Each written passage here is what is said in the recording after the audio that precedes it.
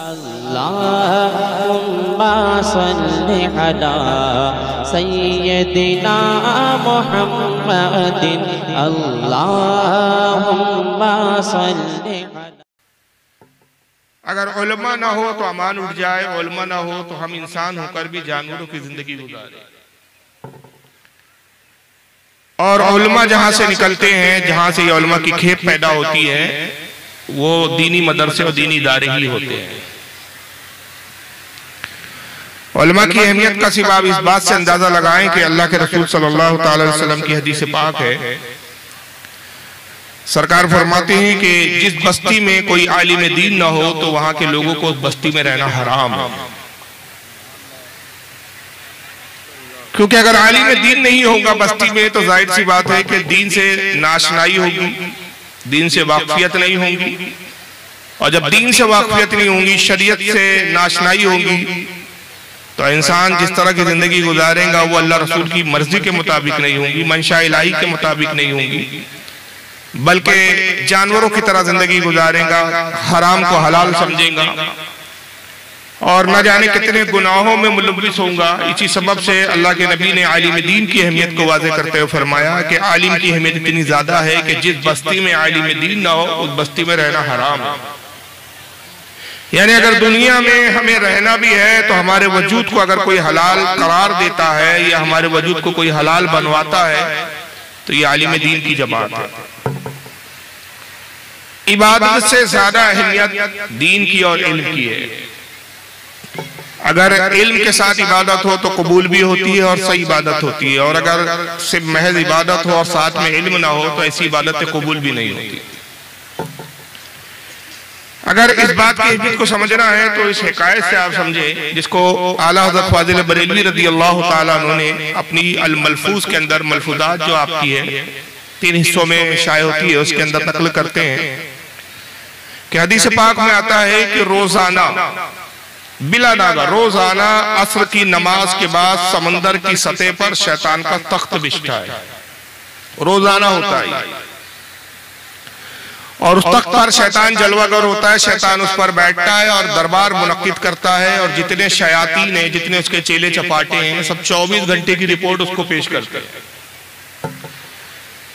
24 घंटे के वो हालात बताते हैं कि हमने क्या क्या गुनाह करवाए लोगों से, क्या क्या बुराइयां करवाई हमने, क्या काम किए, और शैतान कामों को सुनकर उनके कामों और उनकी कारकर्दगी के मुताबिक उनको तारीफ करता है, उनको शाबाशी देता है और उनको मजीद लोगों को बहकाने के लिए उकसाता है। चुनांचे रिवायतों में आता है, आला हज़रत बयान करते हैं कि एक मर्तबा हस्ब मामूल शैतान का तख्त असर की नमाज के बाद समंदर की सतह पर बिछा दरबार मुनक्किद हुआ और सारे शयातीन अपनी अपनी रिपोर्ट पेश करने लगे। किसी शैतान ने कहा कि मैंने मियाँ और बीवी में झगड़ा लड़वा दिया। शैतान ने कहा अच्छा ठीक है। एक शैतान आगे बढ़ा और उसने कहा कि हुजूर मैंने 2 पड़ोसियों में आपस में इख्तलाफ करवाया, लड़वा दिया और झगड़ा इतना बड़ा कि एक दूसरे के मारने पर उकसाया मैंने उनको, और उसमें से एक ने दूसरे का कत्ल कर दिया। इब्लीस ने कहा अच्छा बहुत अच्छी बात है, ठीक है। कुछ ज्यादा खुशी का इजहार नहीं किया इब्लीस ने, क्योंकि उसका रोज का मामूल था, ये बातें सुनना रोज की बात थी उसकी। उसने कहा अच्छा बहुत अच्छा काम किया। तीसरा शैतान ने कहा हुजूर मियाँ बीवी में इख्तलाफ करवाया और शौहर ने बीवी को तलाक दे दिया। मैंने ऐसा शौहर को वर्गलाया, इतना बहकाया कि झगड़ा इतना बड़ा कि गुस्से के आलम में आकर शौहर ने अपनी बीवी को तलाक दे दिया। इब्लीस ने कहा अच्छा ठीक है ठीक है। लोग जितने शयातीन थे अपनी अपनी कारकर्दगी अपने कामों को बता रहे थे, और शैतान नॉर्मल हालत में मामूल के मुताबिक सबकी बातों को सुन रहा था और हल्की फुल्की वाहवाही कर रहा था। देखा गया कि एक शैतान था, बहुत ही दुबला पतला कमजोर था शैतान। वो खामोश सर झुकाए बैठा हुआ था और कुछ कह नहीं रहा था। इब्लीस की नजर उस पर पड़ी और इब्लीस ने उससे कहा कि तू खामोश खड़ा है, तूने 24 घंटे में कुछ नहीं किया। ये सब लोग कुछ ना कुछ काम करके आए हैं, किसी ने किसी को कत्ल करवा दिया, किसी ने किसी से तलाक करवा दी, किसी ने किसी से लड़वा दिया, चोरी करवा दी, डाके डलवा दिए, फसाद बर्पा करवा दिए, दुनिया भर के इन्होंने गुनाह करवाए लोगों से, और तू खामोश खड़ा है, क्या तूने कुछ नहीं किया? वो दुबले पतले कमजोर से शैतान ने सर झुका के शर्मिंदगी के साथ बड़ी लजाजत के साथ कहता है कि ऐ शहंशाह शयातीन, माफी चाहता हूं कि मैं बड़ा कमजोर वाक़ हुआ हूं, मुझसे तो कुछ भी नहीं हुआ, मैं 24 घंटे में कुछ नहीं कर सका, मैं बहुत सुस्त शैतान हूं। इब्लीस ने कहा ये कैसे हो सकता है, तू शैतान है, तेरा काम बहकाना है, तेरी फितरत है, तू अपनी फितरत के खिलाफ जा नहीं सकता, कुछ तो किया होगा, ऐसा हो ही नहीं सकता कि 24 घंटे तू सिर्फ आराम करता रहा हो, किसी को बहकाया ना हो, किसी को वर्गलाया ना हो, कुछ तो किया होगा। तो उस शैतान ने फिर बड़े शर्मिंदगी के साथ दोबारा कहता है कि ऐ शहंशाह शयातीन, ऐ शैतानों के बादशाह, मुझे कहते हुए झिझक हो रही है, शर्म आ रही है कि ये सारे शयातीन इसका मजाक, ये सारे जितने शैतान हैं मेरा मजाक उड़ाएंगे। मैंने किया तो है लेकिन बहुत छोटा सा ही काम किया है। अच्छा वो छोटा जो काम किया वही बता क्या किया था। तो बस ये छोटा सा काम ये किया कि एक बच्चा मदरसा पढ़ने जा रहा था, मैंने उस बच्चे को वर्गलाया, बहकाया और उसको खेल में मशगूल करवा दिया। मैंने उस बच्चे को वर्गलाया और उसको बहकाते हुए उसके जहन में ये डाला कि ये पढ़ने लिखने से क्या होगा, ये सिर्फ इससे दिमाग खराब होता है, जहन पे बर्डन पड़ता है, जहन पे तनाव बढ़ता है। खेलने कूदने के दिन है, खेल कूद मजा मस्ती का मौका है, और मैंने उसको खेल कूद के नाम पर, मजा मस्ती के नाम पर खेल में मशगूल करवा दिया और मदरसा जाने से उसको रोक दिया। बस जैसे शैतान ने ये जुमला सुना, खुशी से उछल पड़ा, तख्त से नीचे आया, गले लगाया और कहा अंता अंता, तू ही तो काम का, बाकी तो सब निकम्मे, असल काम तो तूने किया।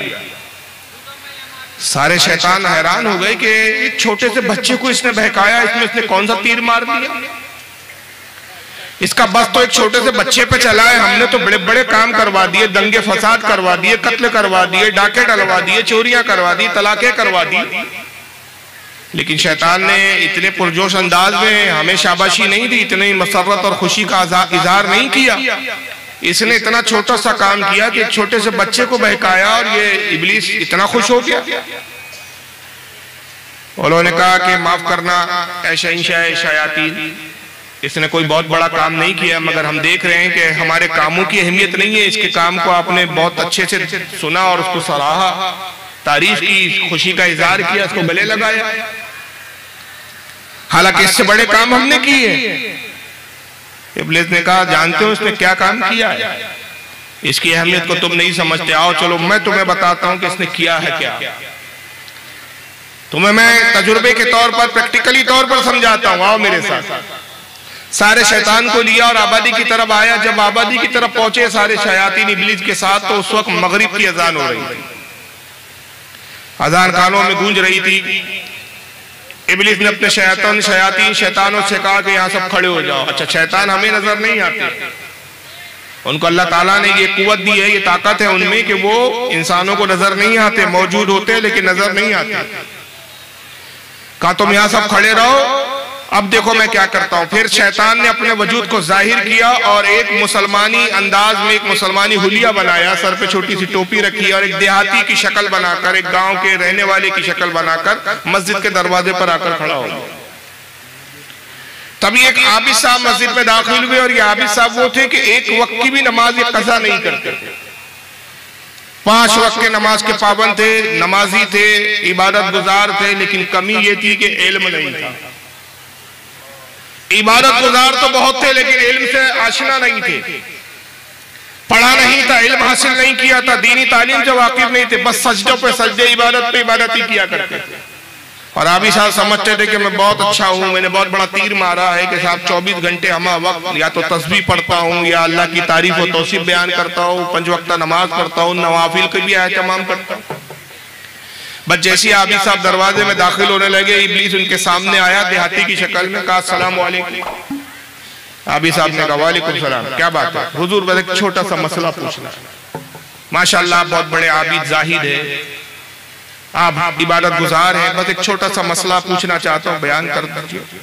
कहा ये कोई मसला पूछने का वक्त है, अजान हो रही, पहले नमाज पढ़ लेते हैं उसके बाद मैं मसला बयान करता हूँ। कहा हुजूर अभी तो अजान हो रही है, जब तक अजान खत्म होंगी उससे पहले आप मसला बता चुके होंगे, क्योंकि मसला बहुत छोटा सा है, कोई ज्यादा पेचीदा मसला नहीं है कि जिसके लिए आपको बहुत वक्त लगे जवाब देने के लिए। कहा अच्छा चल ठीक है, जल्दी पूछ क्या मसला। इब्लीस ने अपने जेब में से एक छोटी सी कांच की शीशी निकाली, एक छोटी सी बोतल निकाली और कहा हुजूर ये शीशी आप देख रहे हैं? कहा हाँ देख रहा हूं। कहा क्या अल्लाह ताला कादिर है, अल्लाह को ये कुदरत है या अल्लाह को ये ताकत हासिल है कि पूरी जमीन और आसमान और पूरी कायनात को इस शीशी में डाल दे? बस जैसे आबी साहब ने सुना गुस्से में आके कहा जाहिल कहीं का, देहाती कहीं का, बदबक, अक्ल वक्ल है तुझे? कहाँ इतनी सी शीशी उठा ले आया और कहाँ इतनी बड़ी जमीन आसमान चांद सूरज पूरी कायनात, तुझे अक्ल भी है? कुछ भी पूछता है मरदूद। अब इतनी सी शीशी में मेरी एक उंगली और एक अंगूठा नहीं आ सकता तो पूरी जमीन आसमान कहाँ से शीशी के अंदर आ जाए? दबाओ मरदूद कहीं का, कुछ भी बकवास करता है। आबिद ने धुतकार दिया, इब्लीस मुस्कुराया और अपने चेले चपाटों के पास आया, कहा देखा ये आबिद है, इबादत गुजार है, लेकिन शरीयत से वाकिफ नहीं, इल्म से वाकिफ नहीं। नतीजा ये है कि इसको अल्लाह के कादिर और कुदरत होने पर ही इसको यकीन नहीं। काबरू को और दूसरा मंजर देखो। फिर देखा गया कि उसी मस्जिद के इमाम साहब मस्जिद में दाखिल हो गए। ये आलिम दीन थे, इल्म हासिल किया था, मुकम्मल आलिम थे और हकीकी आलिम थे। जब ये मस्जिद में दाखिल होने लगे, इब्लीस फिर इनके करीब आया, फिर कहा अस्सलाम वालेकुम। मौलाना ने कहा वालेकुम सलाम। अब जाहिर है शैतान है, वो पहचान ना सके क्योंकि इंसानी हुलिये में था ये। कहा हुजूर एक छोटा सा मसला है, बस बयान कर दीजिए। आलिम ने भी वही कहा क्या ये कोई मसला पूछने का वक्त है? देख नहीं रहे हो अजान हो रही है और अजान के फौरन बाद जमात होती है। मसला पूछना है तो नमाज के बाद पूछो। कहा हुजूर बहुत छोटा सा मसला है, जब तक अजान खत्म होंगी उससे पहले तो मसला आप बता चुके होंगे। अच्छा अगर छोटा मसला है तो चलो जल्दी पूछो, अगर मसला पेचीदा रहा और जरा उसकी तफसील तलब रहा तो फिर मैं नमाज के बाद तुम मिलना, मैं जवाब दूंगा। लेकिन अगर छोटा सा है तुम कहते हो तो चलो पूछ लो, जल्दी से पूछो। फिर शीशी निकाली जेब में से और कहा हुजूर ये शीशी देख रहे हैं आप? कहाँ देख रहे हैं? क्या अल्लाह ताला कादिर है, अल्लाह को एक कुदरत ताकत हासिल है कि अल्लाह तमाम जमीन और आसमान को शीशी के अंदर डाल दे? आलिम साहब मुस्कुराया, कहा कि तू मुसलमान है क्या, तूने कुरान नहीं पढ़ा? अरे अगर तूने कुरान पढ़ा होता तो ये सवाल ही ना करता। अल्लाह ताला कुरान अजीम में इरशाद फरमाता है इन्नल्लाह अला कुल्लि शैइन कदीर, अल्लाह हर चाहे पर कादिर है। अरे ये कायनात क्या ऐसी हजारों बड़ी कायनात हो, अल्लाह कादिर है कि शीशी के अंदर वो डाल मेरे रब को कुदरत हासिल है। इब्लीस आया, कहा अच्छा ठीक है हुजूर आपका जवाब बड़ा अच्छा लगा, और अपने शयातीन के पास आकर कहता है कि शयातीन ऐ मेरे चेले चपाटो, सुनो तुमने ये आलिम दीन है, इसका इल्म इसकी रहनुमाई कर रहा था। अगर वो बच्चा पढ़ लिख कर आलिम बन जाता हमारे काबू में नहीं आता। आज इसने उसको रोक कर तालीम से रोका है, आलिम बनने से रोका है। अब ये जाहिल रहेगा, अब जाहिल बनकर कितनी भी इबादत कर ले इसकी इबादत किसी काम की नहीं होगी, और इस पर हम कभी भी काबू पाते रहे। अंदाजा लगाइए कि इल्म वो होता है कि जो इब्लीस के फंदों से बचाता है। इल्म वो शय है कि जो इब्लीस के वसवसों से बचाता है। इल्म वो ऐसी रहनुमाई करता है कि गुनाहों से बचकर आदमी नेकी के राह पर चलता है और खुद ही अपने आप को बचाकर अपनी मगफरत का सामान नहीं करता, बल्कि मेरे आका फरमाते कि मेरी उम्मत का एक आलिम दीन, उसका मकाम और मर्तबा ये कि अपनी 7 नस्लों की वो बख्शिश करवाएगा कयामत में। और एक दूसरी रिवायत में आका सल्लल्लाहु अलैहि वसल्लम फरमाते हैं कि कयामत का दिन होगा, आबिद को कहा जाएगा तेरी इबादत हमने कबूल की, जन्नत में दाखिल हो जा। और रोजादार जिसके रोजे कबूल कर लिए गए, जिसके रोजे कबूल हो गए, अल्लाह फरमाएगा जा जन्नत में दाखिल हो जा। जिसने हज किया था और उसका हज कबूल हो गया, अल्लाह फरमाएगा हाजी तूने हज किया, तेरा हज कबूल किया गया, जन्नत में दाखिल हो जा। ज़कात देने वाले से कहा जाएगा जन्नत में दाखिल हो जा। सदके और खैरात देने वाले से कहा जाएगा तेरे सदके और खैरात, तेरे नेक अमाल कबूल हो गए, जन्नत में चला जा। मगर जैसे ही आलिम दीन की बारी आएगी, अल्लाह फरमाएगा ठहर जा, रुक जा, तुझे जन्नत में जाने की अभी इजाजत नहीं है। आलिम घबरा जाएगा, अर्ज करेगा खालिक कायनात मैंने तेरे दीन की खिदमत की, तेरे नबी के फरामीन को मैंने उम्मत तक पहुंचाया, रब्बे कदीर क्या मुझे रोका जा रहा है?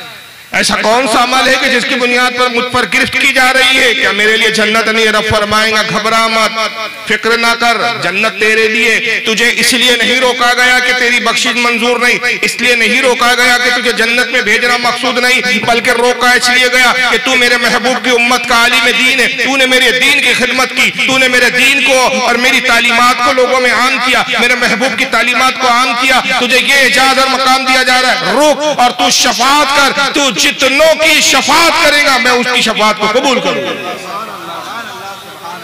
और फिर आका एक मिसाल देते हुए इरशाद फरमाते हैं कि वो आलिम कितनों की शफात करेगा, अपनी 7 पुश्तों को तो बख्शवाएंगा। शफात के लिए शफात की तलब में एक शख्स ऐसा भी आएगा, आका मिसाल देते हुए कहते हैं उस आलिम के पास आएगा, मौलाना साहब अस्सलाम वालेकुम।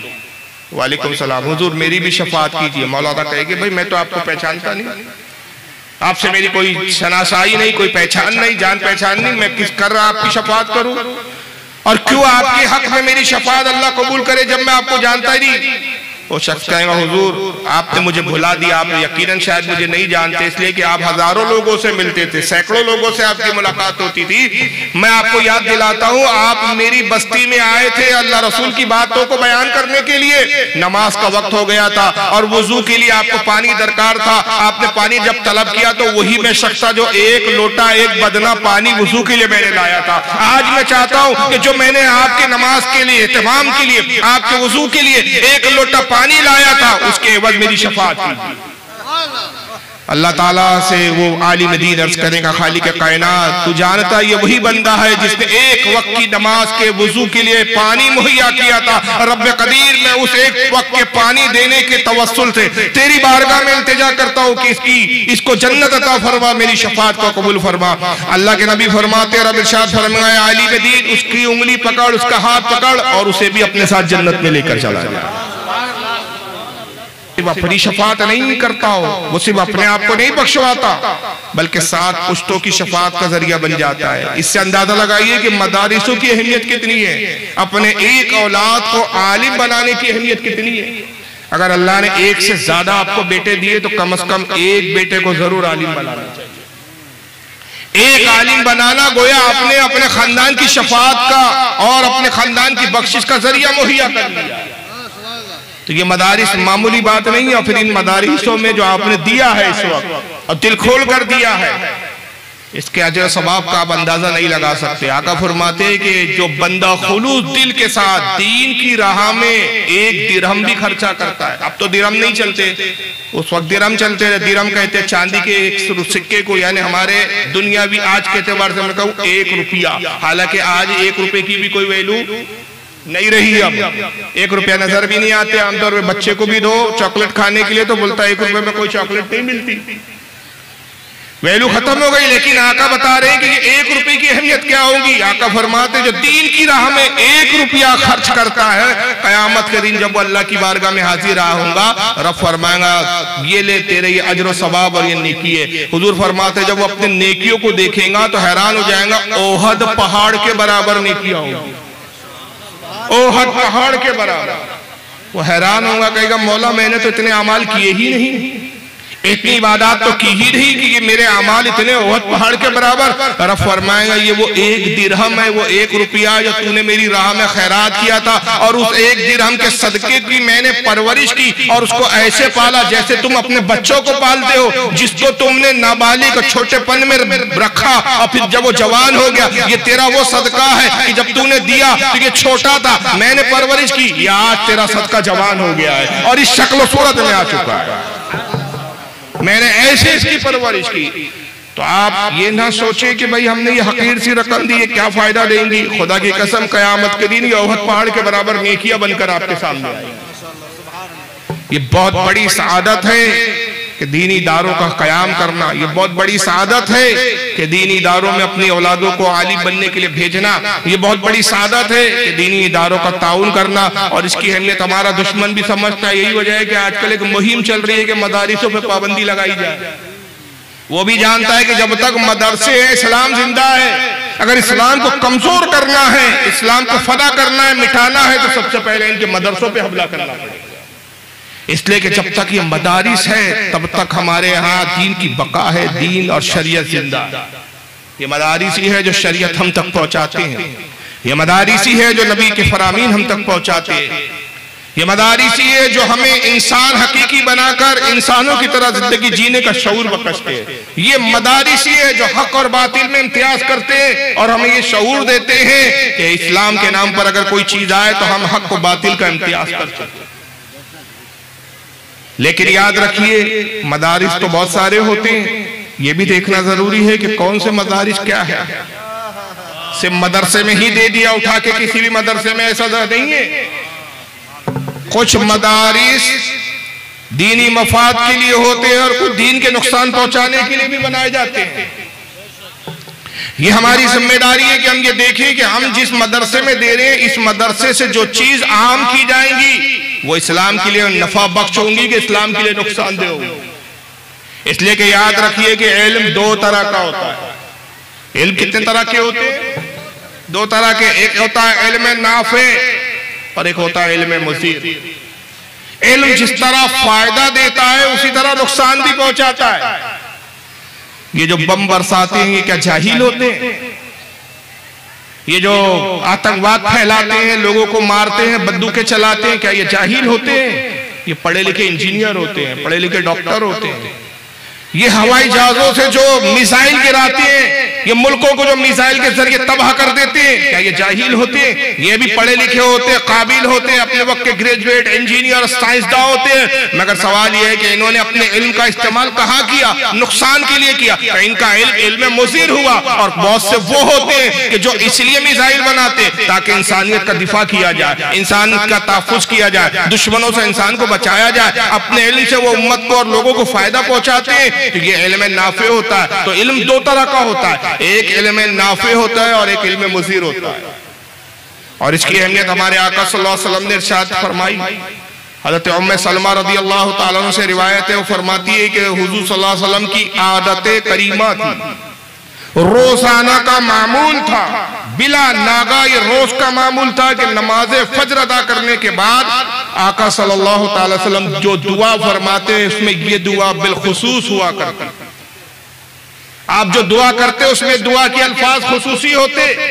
और मैं सलमा कहती है कि आका कहते अल्लाहुम्मा इन्नी अस्अलुका इल्मन नाफिया, ऐ परवरदिगार मुझे इल्म नाफिया अता फरमा। हालांकि सरकार खुद सरापा इल्म है, हुजूर ही इल्म है, मगर ये उम्मत की तालीम के लिए कि बताना मकसूद है कि इल्म नाफे और क्या होता है, इल्म मुज़ीर क्या होता है। तो आप दुआ करते थे परवरदिगार मुझे नफा बख्श इल्म अता फरमा, वो इल्म अता फरमा जो फायदा बख्श हो। क्योंकि जब इल्म नुकसानदेह हो जाता है तो उम्मतों को गुमराह कर देता है। किसी ने आला हज़रत फाज़िल बरेलवी से पूछा, हाफिज मिल्लत से पूछा, माफ कीजिए, आला हज़रत हुजूर हाफिज मिल्लत का कौल है, फरमाते हैं कि तीन चीजें हैं दीन के खिदमत के लिए और इनके अपने अपने मकाम और अहमियत है। फरमाते सबसे आसान है तकरीर। ये जो काम मैं कर रहा हूं ये सबसे आसान है शरीयत की इस्तिलाह में। हालांकि ये अवामुन नास के एतबार से ये भी बहुत मुश्किल है, लेकिन बाद उलमा की कैटेगरी के लिए हो रही है कि उलमा के लिए सबसे आसान काम कौन सा है? तकरीर। फिर फरमाते उससे ज्यादा दुश्वार और मुश्किल है तदरीस। तदरीस यानी मदरसे में पढ़ाना। और सबसे मुश्किल है तसनीफ। तसनीफ यानी किताबों को लिखना। अब इसकी शरह कहते हैं कि जब आदमी वास कहता है, तकरीर कहता है, ये आसान इसलिए कि जो मुखातिब होते हैं, जो सुनने वाले सामीन होते हैं, वो बहुत ज्यादा इल्म वाले नहीं होते। अब अगर कोई बात खुदा ना खास्ता कोई मुकर्रिर कोई मौलवी गलत भी बोल जाए, बेचारी अव्वाम में उसको पता ही नहीं क्या गलत बोला, वो तो इसी में खुश है, बेचारे मौलाना बोल रहे तो सही बोल रहे, मुंडी हिला दिया उन्होंने। बाद औकात जुमले तक कुफरिया होते हैं, लेकिन मुकर्रिर इतने जोश में बोल जाता है कि अव्वाम बेचारी नारे लगा देती है। बाद में अहले इल्म गिरफ्त करते हैं कि जनाब जिस पे नारा लगाया गया ये तो कुफ्र का जुमला था, नुक्तेबाजी के चक्कर में मौलवी साहब कुफ्र बोल गए। अवाम भी खुश हो गई। अब पता चला कि तौबा वाजिब हो गई, मुकर्रिर पर भी तौबा फर्ज है, और जिन्होंने नारा लगाया वाह वाह की, उस पर दाद दी, उन पर भी तौबा फर्ज है। तो तकरीर करना इसलिए आसान है कि गिरफ्त करने वाली जो सामीन होती वो इतनी बासलाहियत नहीं होती, उससे मुश्किल होती है तदरीस। तदरीस इसलिए मुश्किल होती है जब उस्ताद पढ़ाता है, शागिर्द पढ़ता है, तो शागिर्द एतराज भी करता है, बात की गहराइयों में जाता है, 25 तरह के एतराज करता है। और अगर किसी उस्ताद ने गलत पढ़ा दिया, उस वक्त शागिर्द ने पढ़ भी लिया, लेकिन जब बाद में उस शागिर्द बड़ा होता है, पढ़ते पढ़ते आगे जाता है, तो बाद में भी उसको एहसास होता है कि ये चीज उस्ताद साहब ने गलत पढ़ाई थी, तो उस उस्ताद की अहमियत उसकी निगाहों में कम हो जाती है। तो तदरीस यानी पढ़ाना ये उससे मुश्किल है तकरीर के मुकाबले में। और सबसे ज्यादा मुश्किल है तसनीफ। तसनीफ यानी किताबें लिखना, इसलिए कि अगर सही तरीके से किताबें लिखी, अव्वल तो किताब लिखने के लिए इल्म बहुत चाहिए, हवालों के लिए किताबों का मुताला चाहिए, फिर कौन सी दलील कहाँ दी जाएंगी, कहाँ नहीं दी जाएंगी, कौन सी दलील कहाँ फिट बैठेंगी, कहाँ नहीं बैठेंगी। ये दलील नासिख है, मनसूख है, आयत है कुरान की, हदीस है। अगर आप हुक्म बयान कर रहे हैं तो नासिख से कर रहे हैं कि मनसूख से कर रहे हैं, ये सारे दुनिया भर के लवाजमात है। जब बहुत ज्यादा इल्म के बाद किताब लिखा, तो अगर किताब सही लिखा तो कयामत तक जब तक वो किताब रहेंगी उम्मत की हिदायत का सबब बनेगी। और अगर अल्लाह ना करे, खुदा ना खास्ता, उससे गलती हुई और किताब में उसने कुफ्र लिख दिया, गलत लिख दिया, अब जितने लोग उसको पढ़ रहे हैं और सही समझ रहे हैं वो सब काफिर होते जा रहे हैं और गुमराहियत की तरफ जा रहे हैं। तो ये किताब फितने का सबब बनी और कयामत तक लोगों को गुमराह करते रहे। इसलिए फरमाया कि सबसे मुश्किल है तस्दीक। यही वजह हुआ कि मदारिस बहुत तरह के होते हैं। अहले सुन्नत के भी मदारिस है, दिगर फिरकों के भी मदारिस है। जब हम चंदा दें, जब हम किसी मदरसे की इमदाद करें तो साथ में ये भी देखना जरूरी है कि भाई जिस मदरसे की हम इमदाद कर रहे हैं ये अहले सुन्नत का मदरसा है कि किसी गैरों का मदरसा है। इसलिए कि हमारे अहले सुन्नत के मदरसे में अगर हम रुपया सर्फ करेंगे, अपने इदारों को और अपने मदरसों को मजबूत करेंगे तो सुन्नियत भी बढ़ेगी, हक्कानियत बढ़ेगी, हक रोशन होगा, हक लोगों तक ज्यादा दूर तक पहुंचेगा। लेकिन खुदा ना खास्ता अगर हम ऐसे इदारों और ऐसे मदरसों की इमदाद करते हैं कि जो गुमराहियत फैलाते हैं, तो खुद तो वो इदारे जो गुमराहियत फैला रहे वो गुनाहगार हो ही रहे हैं, हम उनका ताउन करके हम भी गुनाहों में शामिल हो रहे हैं और हम अपनी आखिरत बनाने की बजाय तबाह कर रहे हैं। ऐसे बहुत से इदारे कायम हुए, आज भी मौजूद है, उनकी शाखें चल रही है कि जिन्होंने गुमराहियत फैलाने का काम किया। इस हवाले से यूपी में एक बहुत बड़ा इदारा और मदरसा माना जाता है जिसने आज से 150 साल पहले ऐसी गुमराहियत फैलाई, ऐसे उस वहां के फारिग ऐसे मौलवी कुछ निकले जिन्होंने कुछ ऐसी किताबें लिखी कि वो किताबें आज तक छप रही हैं और आज तक उम्मत की गुमराही का सबब बन रही है और ना जाने ये गुमराहियत कब तक चलते रहे। हालांकि हमारे उलमाए हक ने उसके दिफा किया, उन किताबों के रद्द किए, उन पर अहकाम सादिर किए, मगर आज भी बहुत सारे ऐसे लोग हैं कि देखने और जानने समझने के बावजूद भी उन चीजों को नजरअंदाज करते हैं, उन इदारों का ताउन करते हैं, मदद करते हैं और उनके फारिग वहां के निकलने वाले, पढ़ने वाले, पढ़ाने वाले उनको उलमा समझते हैं। हालांकि वो उलमा नहीं बल्कि उलमा सू है, फितना घर है, फितना फैलाने वाले लोग हैं। ऐसे ही यूपी में एक बहुत बड़े इदारे की आज से तकरीबन 150 साल पहले बुनियाद रखी गई, जिसको आज दारुल उलूम देवबंद के नाम से जाना जाता है। सहारनपुर यूपी का इलाका, सहारनपुर, वहां पे ये इदारा है और इतना बड़ा इनका ये इदारा है कि वहां से निकलने वाले अपने आप को देवबंदी बोलने लगे। नतीजा ये हुआ कि एक पूरी फिरका, एक पूरा वजूदी अहले सुन्नत जो है मुसलमानों में ऐसा फिरका वजूद पा गया कि जिसका नाम ही देवबंदी पड़ गया। और जब इन्होंने इदारे का कयाम किया, अपने इदारे के बारे में वो दावे किए कि आज तक किसी के तस्वुर, कोई मुसलमान उसके तस्वुर से भी काब जाए जो इन्होंने उस इदारे की फजीलत बता